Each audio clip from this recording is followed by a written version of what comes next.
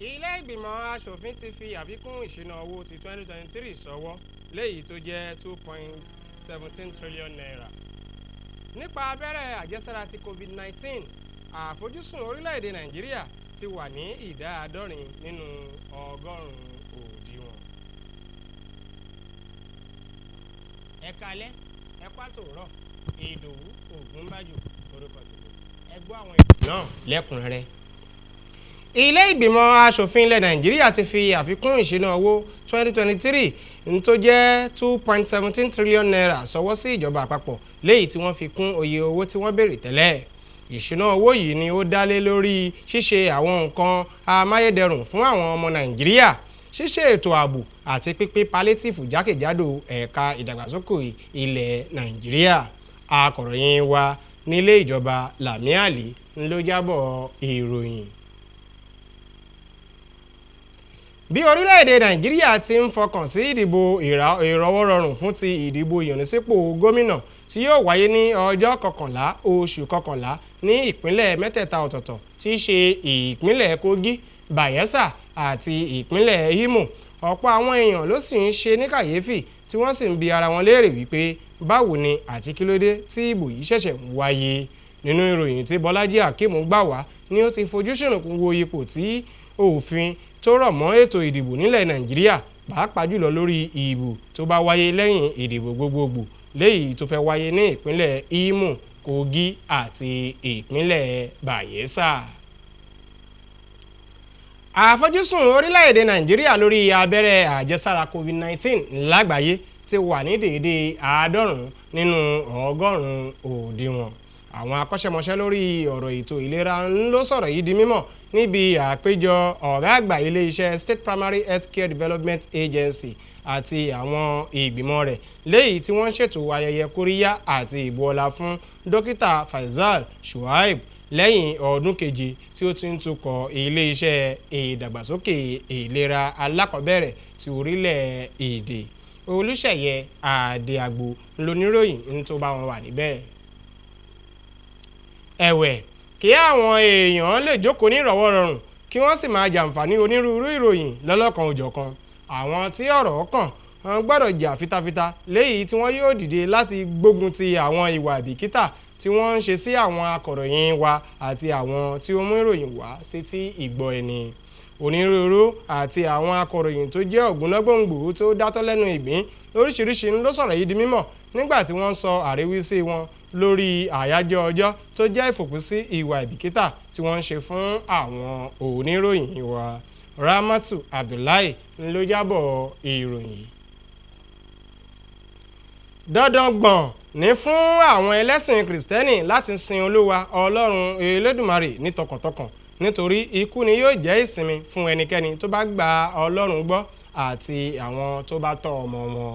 Olùṣọ́ àgùntàn Àbáyọ̀mí Kúṣàánú ló ṣe wàásù yìí níbi ètò ìjọsìn fún ti ayẹyẹ ìdágbére fún olóògbé Elizabeth Àṣàbí Àjùwọ̀n tí í ṣe ìyá Olúwaṣínà Àjùwọ̀n òṣìṣẹ́ NTA Ìjẹ̀bú-Òde.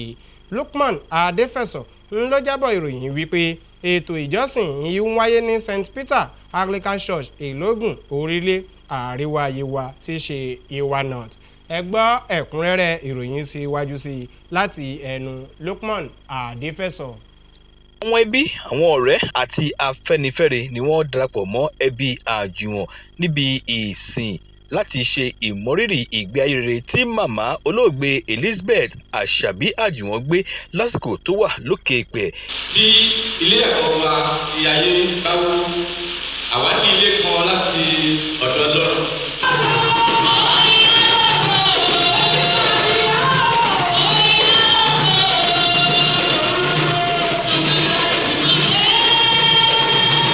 Nínú ìwàásù tó pe àkórí rẹ̀ ní àṣírí ikú, Venerable Àbáyọ̀mí Kúṣàánú ṣàlàyé pé ikú jẹ́ gbòógì fún gbogbo ẹ̀dá àti pé gbogbo ẹ̀dá láyé pátá ni yóò tọ́ ikú wò.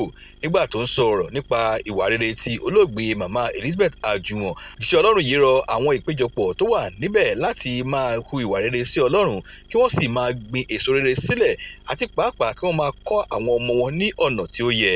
Èyí bó ti tọ́ àti bó ti yẹ, má mú kan mọ́kan. No, má mú kan mọ́kan. nítorí kí ni torí ọ̀la ni ọ̀la oníkálùkù á dára o. Àwọn ọmọ olóògbé ni wọ́n jó lọ síwájú pẹpẹ láti dúpẹ́ lọ́wọ́ Ọlọ́run fún ìgbé ayé rere tí màmá wọn gbé lásìkò tó wà lókè ìpẹ̀. Ẹni tí wọ́n ṣe àpèjúwe rẹ̀ gẹ́gẹ́ bí obìnrin rere tí ó tọ́jú ọmọ rẹ̀ lọ́nà tí Ọlọ́run tó sì jẹ́ àwòkọ́ṣe ìyá rere. Màmá mi dáa nínú ẹbí, màmá mi dáa nídìílé ìyá, màmá mi dáa nídìílé bàbá, màmá mi dáa nílé ọkọ ẹ̀. Mo dúpẹ́ lọ́wọ́ Ọlọ́run fún ìgbé ayé ìyá mi, kí Ọlọ́run fún mi lórí ọ̀fẹ́ kí n lè ṣe jù bẹ́ẹ̀ lọ.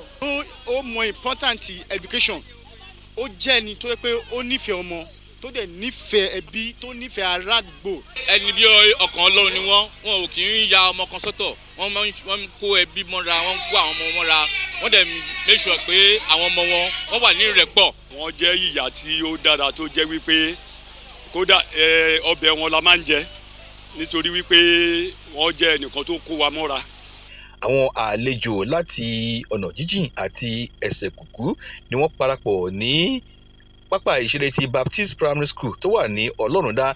Lára wọn ni a ti rí àwọn òṣìṣẹ́ iléeṣẹ́ NTA Abẹ́òkúta, NTA Ìjẹ̀bú-Òde àti NTA Mẹ̀kọ tí wọ́n darapọ̀ mọ́ ọ̀kan lára àwọn ọmọ olóògbé ìyẹn onímọ̀ ẹ̀rọ Olúwaṣínà Àjùwọ̀n tí ó jẹ́ ti iléeṣẹ́ NTA Ìjẹ̀bú-Òde láti ṣe ètò ìkẹyìn fún màmá rẹ̀.